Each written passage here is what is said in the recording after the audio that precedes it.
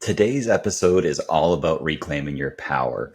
It's about calling back the energies that you've put out to other people, places, and things and taking control of your energy so you have unlimited power. No. No. Welcome to the 5-Year You podcast, a show dedicated to helping you become the best version of yourself, one day at a time. I'm Andrew. And I'm Kat, and we promise to keep it raw, real, and relatable. Are you ready to grow? We've talked before about like who's holding you back and stuff like that in a previous episode, but reclaiming your power is such a vital thing when you are growing into the best version of yourself over the next 5 years, like we talk about so often and what we founded our company on. What does reclaiming your power mean to you? Oof, I feel like that's a big question. Here's a 200-pound weight. Go lift it.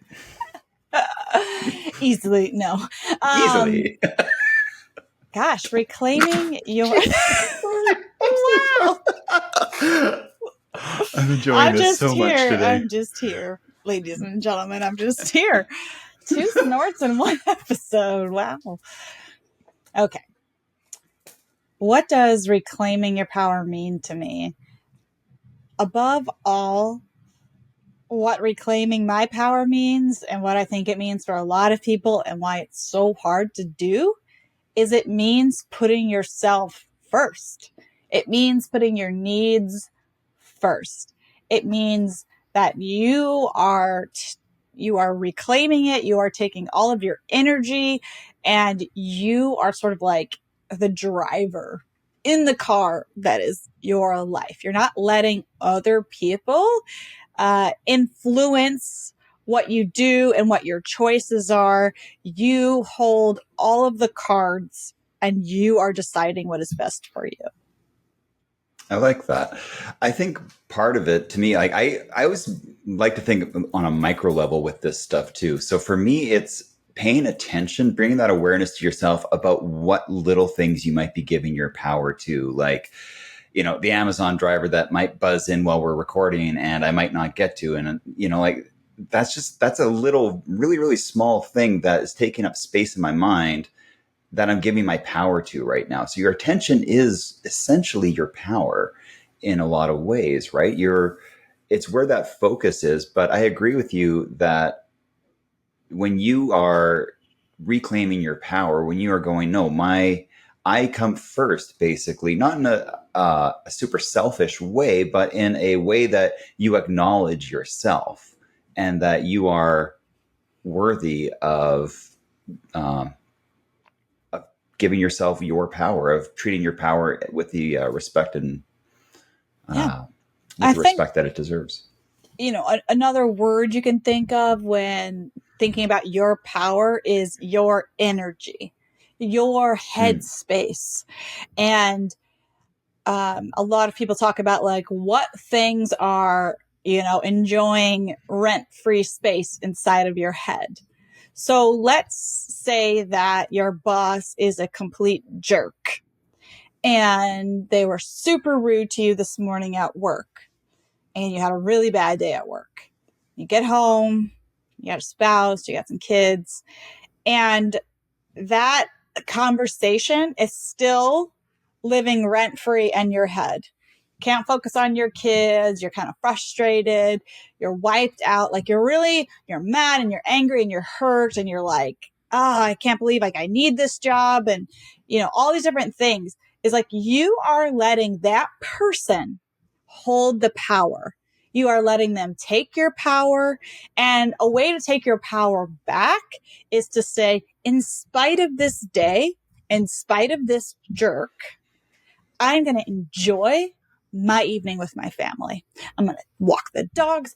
Maybe we'll say, you know what, forget tacos. Let's go out and get tacos. Like I am going to reclaim all my power and all my energy. And I'm deciding for myself to have a good evening. And I'm not letting this person or situation take my power away from me. I like that. I really like that. And I think that's a really relatable example to everybody's had that boss where it's like, you know, they pull that nerve on you and it just tweaks you for the day or the week or a lot longer.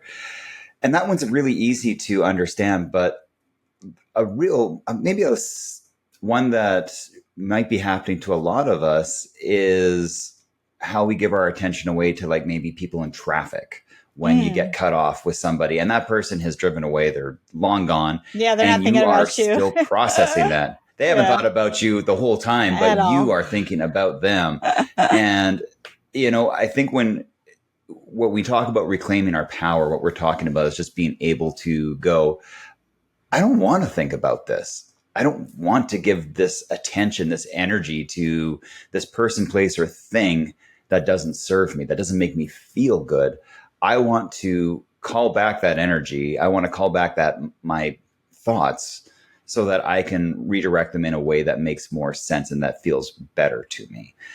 So do you have any kind of things that you like to do? Like, how do you ever notice that you're doing it? Or is it kind of, do you need somebody outside of you to point it out typically? I feel like you do a great job of pointing things out to me like that. I think that that is something I could definitely work on is bringing a little bit more self awareness to um, what's like occupying my mind or what's taking my power away. And I think a big issue that I have, and I know maybe it's something you can relate to as well, is that I'm nice.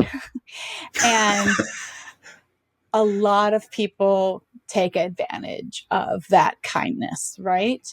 Or, Yeah. I tend to be like kind of, I don't know, more flexible with things. And something I've really had to learn in the last 2 years is like setting those boundaries with a lot of different people in my life. And it's very hard because you feel so mean when you set a boundary. I personally, when I come at things or situations or relationships like with power, I feel like I'm being mean because I'm used to being nice.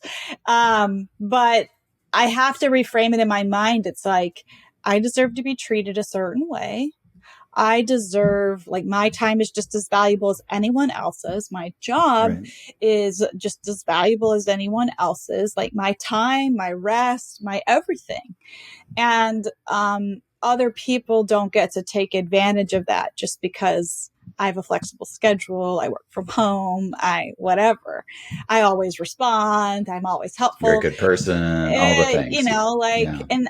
and I'm not trying to toot my own horn, but what I'm saying is for people who are generally helpful, nice people, sometimes reclaiming your power is a lot harder than others because it feels so foreign because you're really putting yourself first and you're really sort of declaring your needs and you're setting boundaries and you're saying, no, this is not okay. And it's hard. It can be a challenge. It is, especially when you are a parent or you have even like having like pets and stuff like that. Mm. We tend to give all of our energy to all these other things. Like, what do you need? And you and I are kind of wired the same when it comes to that, where yeah, we're good people. We're very nice. We want to help. We want to do that. And there are people out there who are very much the same way. And then there are other people who are like, ooh, you're giving things. Let me take, and ask, ask, ask, ask, ask. Mm-hmm. That last ask was the most important one, in case anybody was wondering. The and it's hard to say no because really what's happening in our brains is like there's this ingrained feeling that I need you to like me right now. Yeah. So I'm going to do these things. But really what you're saying when you do that is I need you to like me more than I need to like me.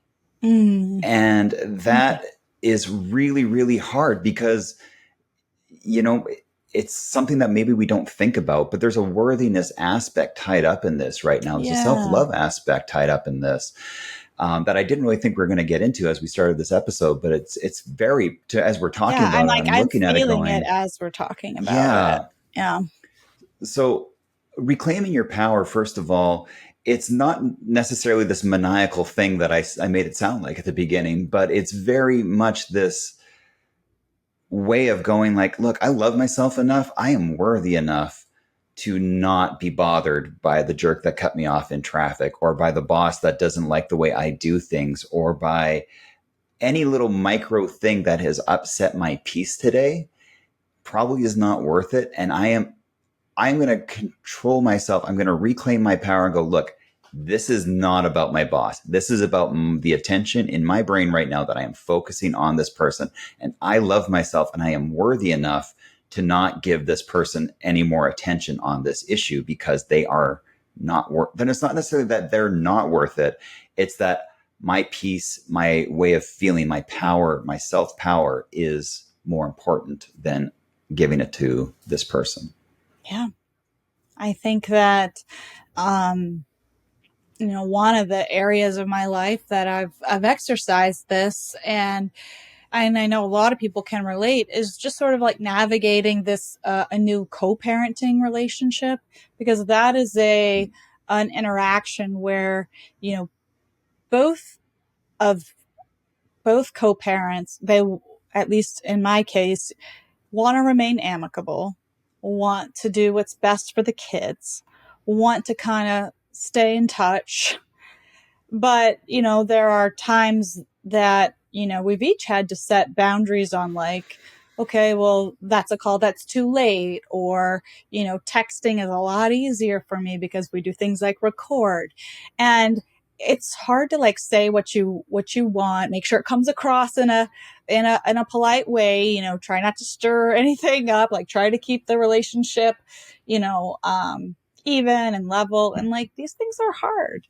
Um, but yeah, that's definitely an area where I've had to, maybe assert myself more, but learn how to assert myself in a way that isn't rude, but it's still standing up for myself. And it can be a challenge. And I think we've done pretty well with it so far. Obviously, just like any interaction like that, we've had our moments in the last 2 years, but like overall, I think it's ended up okay, on the better end as far as co-parenting relationships go. But it's only because we've both had to say like what we're okay with, what we're not okay with, what works, what doesn't. And it's challenging.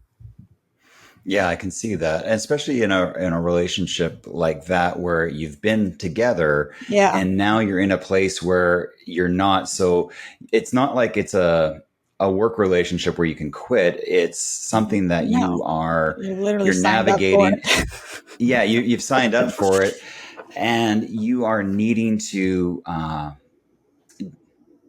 not unpackage, but you have like, years and years of experience with this person, which means there's years and years of uh, issues and Yeah. And you ways of know each other interacting and voice well. So tones. Yeah, like you know exactly what could push each other's buttons. So like you have to not use those, stuff like that. Yeah. well, yeah, it's a challenge, but that is a really good example Mm. of kind of reclaiming your power and going, well, you That always doesn't did this, work so I for just expect me. you.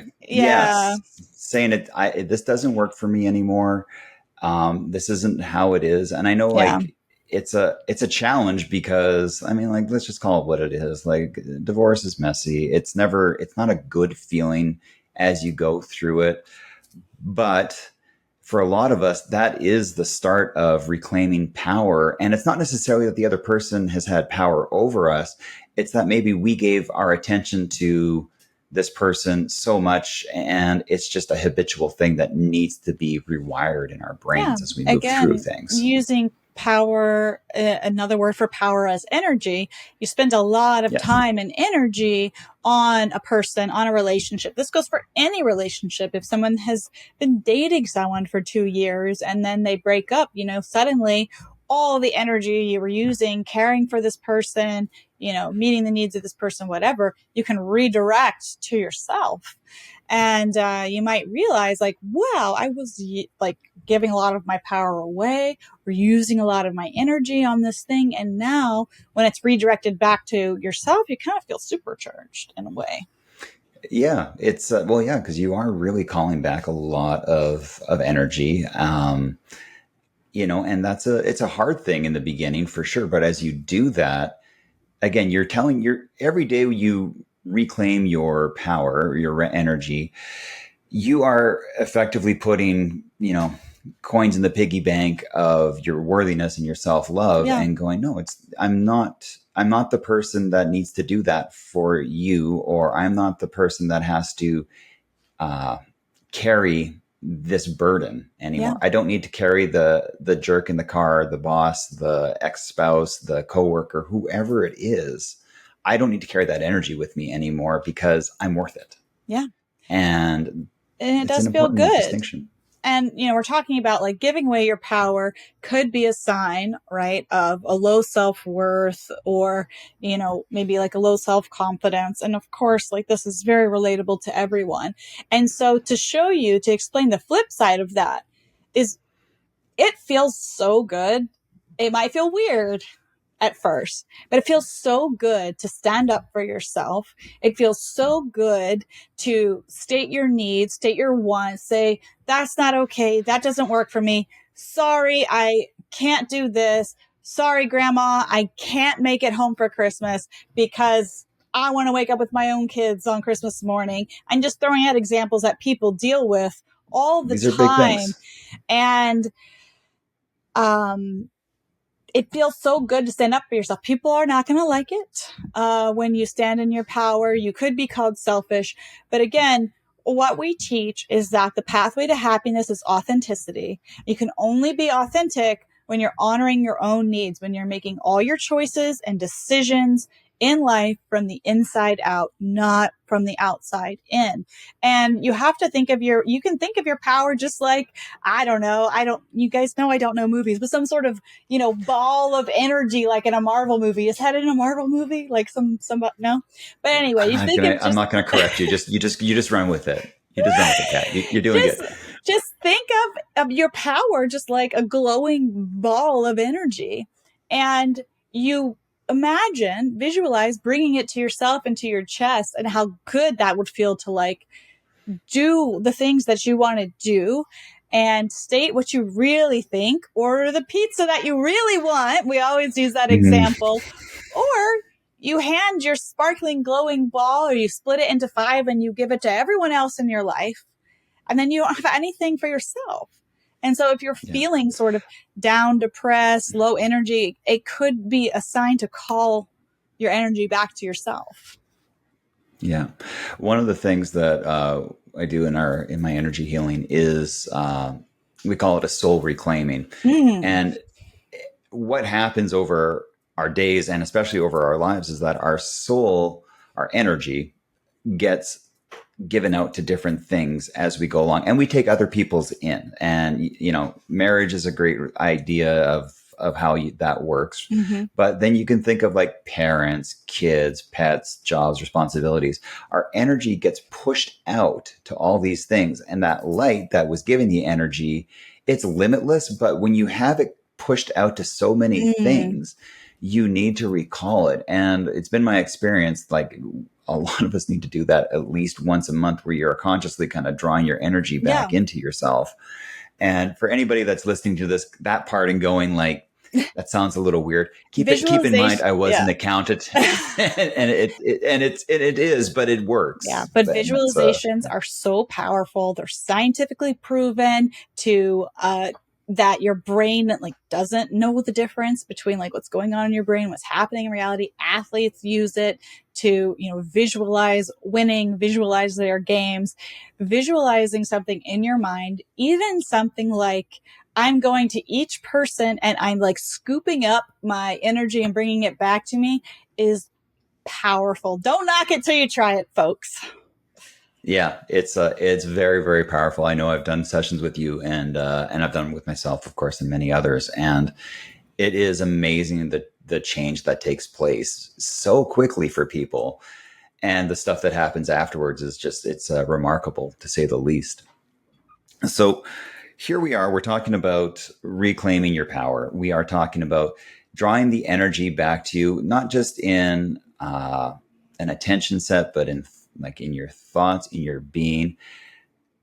I'm going to go so far because you said something that it stuck with me a little bit. When you start doing this, people might think you're selfish. Mm, That's their journey. That is not your journey. I That is know. your journey, It's is hard to though, make because we all want people to it like us. is. And think bad it things of us. It's tough. it is it is really hard. But here's the thing. If somebody did that to you, if they were reclaiming their power in a way that made sense, not in an overt way, but like kind of just, like, no, I can't go out tonight. I just need time. I need time to, it doesn't matter what time I need to do. If I can't go out with you, I just need my time. You're going to be disappointed, but you're probably not going to resent the person or anything like that. You're probably not going to, you might be have hurt feelings, but you're not disliking that person typically. And I think that's the thing we also make up in our heads is like, well, if I do this, then my parents are going to think less of me, or my friends are going to think less of me, or most importantly, I am I'm going going to to think think less of less. me. Mm-hmm. And that is something worth exploring outside of an episode like this. But the reality is, if you don't take care of yourself first, you can't serve everyone better. You can't serve everyone to your best when you have little energy and you've splintered it out to everybody else. But when you have the energy come back to you, when you stand in your power, you help people in ways that you can't imagine right now. And I say that from experience. When you can feel yourself standing in your power, being present with a person and focusing on that person intently, you change that person's life and yours. And I've seen it happen over and over again, Kat. I know you have too. So maybe reframe it that reclaiming your power isn't selfish. It's how you get to the point of being more selfless by acknowledging yourself. It's kind of a weird circle there, but I really do find that when I power myself up, I can better power everybody else. 100%. And when I'm not, I think we all kind of, when I'm not, I can feel myself trying to not leech people's power, but like it's a lot harder. So, you deserve to power up. You deserve what's to power yours. up. You deserve to go through the day feeling like you are giving yourself the love and care you need, that your needs are met. And I think that's really important. So what are some takeaways, Andrew, that you'd recommend? Like, what would be a good first step, or how can someone notice when like their power, like someone else is sucking up their power? Okay, so the first thing is awareness, as we always talk about. It's that first step to change. So think about things right now. Are you thinking about something else that you don't really need to be thinking about? Like, are you thinking about the kid at school that bullies your kid? Well, Why? I wasn't before that, but now I can. your kids just changed schools. They're fine. Yeah. But here's we're just going to call him little Timmy, because why not?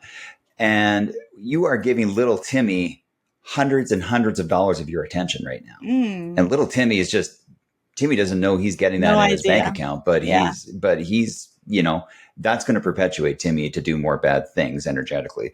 So what you do is you bring that awareness in. You're like, you know what? I'm thinking a lot about Timmy right now, and it doesn't make me feel good. Yeah. So now, whereas if you're thinking about Timmy and you're like, oh, bless him, I think, you're trying to do something else. Most people aren't going to do that. We're going to just get annoyed with this person, place, or thing. And we're going to be like, we're going to ruminate on it. We're going to just let it fester. All these disgusting words that don't help heal. So what we got to do is like, maybe just think about what the bigger issue is. And here's a few things that it might be. One, you just might not want to focus on the bigger issue. And maybe it's that, you don't stand up for yourself and your kid's not standing up for themselves, and you feel partially to blame for that. Maybe you're just using this as a distraction to avoid certain things in your life, like, the bigger questions in life. I know I do that a lot. That's the big thing I've been finding is like, I'll focus on the Amazon driver a lot more than I'll focus on my fitness goals. So, maybe you just start to acknowledge, you see these things, you bring out that awareness and go, okay, what is this really about? It's not about the driver that cut you off this morning. It's about the fact that you are stressed and you don't have a normal stress release or a person to talk to, or a way of dispelling that energy quickly. So maybe you need coping skills. Maybe you need something to handle those things. And when you have that, when you know that you have, when you bring awareness to something and you can choose differently at that point, and then you can start to, you kind of have to train your brain a little bit with this, because it's not like you're going to go, oh, I hate little Timmy. Oh, wait, this is because I don't want to think about the work I have to do today. It's usually not a switch that goes like that. It's like you'll start doing your work and then you go, oh, that little Timmy. And then you'll come back and go, wait, no, we're here. We're going to do some work. We're going to do some work. Yeah. But Timmy is like, yeah, Timmy doesn't care about you thinking about him. So why bother? And you just give yourself permission to allow your brain to readjust. But it doesn't happen. For some people, it might happen instantly. Definitely not the case for me. But, you can just choose to let it go. Yeah. And I think that's really the choice, is like, I'm going to choose to let this go. I don't need this person taking up space in my brain. It just, like you said, they don't deserve to live there rent free. Yeah, I agree. They don't deserve to live in your mind rent free. And you deserve a life where you give yourself power and reclaim your power and make sure that your needs are met, mostly by you. So exactly. At the end of every episode, we like to end with something we call glimmers. Glimmers are sparkly, happy, fun things that we like to share with you. And Andrew, why don't you start? What is giving you the sparkles these days? Well, I'm getting an Amazon package right away. Oh my God, I don't know if we've mentioned that. Please. No, I don't even know what it is. I just use it as an example. I thought it was funny. My glimmer right now is I'm really, really excited. Next weekend, my daughter and I, once a year for their birthday and Christmas gifts, I take each of my kids on a solo trip. And we are driving down. And I'm doing this because my kids are at an age right now where they're working, and just I really want to make this like this annual tradition of something that they can look forward to. And I just love getting the one-on-one time with them. And so this time we're going to see Ben Platt, which is one of my daughter's favorite Broadway stars. He was in the Pitch Perfect movies. He was in Dear Evan Hansen on stage. I think he's won several awards. He got a new album that just came out. So she's really wanting to go see this. So I just started listening to his new album. I actually like it, which is really good. And it's good to like the things you pay for and you're going to. It's like it's your kids, so you go do things. But the tickets were very, very affordable. So for her gift, because we're not flying, we're driving down and everything, we're going backstage to meet him. And I've never done this at a concert before. I worked in the music industry for a while, so I haven't actually ever paid to go backstage and meet someone. I'm very excited to get to do this with her. I think it's going to blow her mind. It's so and I cool. think it's a great way for us to start off summer. How about you, Kat? What's your glimmer? Yeah, well, my glimmer, again, I just moved to the Chicago area and I am in a suburb, and my glimmer is that the little town I moved to, and it is little, is so darn cute. Oh my goodness. It is the cutest little downtown you ever did see. And I'm just delighting in the fact that I have so many places that are walkable, like a little ice cream shop, a little pizza shop, and it is bringing me so much joy to have these things and to explore a new place. I'm really happy with the choice to move here, and it's going well. I still have lots of boxes to unpack. Those are not glimmery, but the little town is. When I avoid my boxes and go into the little town, I'm very happy. So I can attest. It is a really, really cute town. It's looks really nice. Really happy for you with that. It sounds like you're in an amazing place now. I am. Thank you. All right, everyone. Thank you again for listening, and we will see you next time. See you Take then. care. Bye. Hey guys, quick disclaimer. We're podcasters on the internet. If you need to seek professional help, please go see your healthcare professional. Just a reminder, we're two people on the internet. We're not doctors or anything else, but we do want to help. If you feel that you need professional medical care, please see a licensed medical practitioner. Today's episode is all about reclaiming your power. It's about calling back the energies that you've put out to other people, places, and things, and taking control of your energy so you have unlimited power.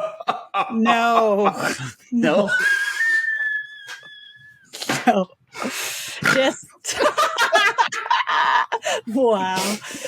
And here I was like, we should start with a question, but I think we're solid now. Thank you. We're good? We're good. Okay, let's start over again, No, Steve. no, Thanks. no. Oh, You want to go no. with that? Oh, we're going with that. Okay.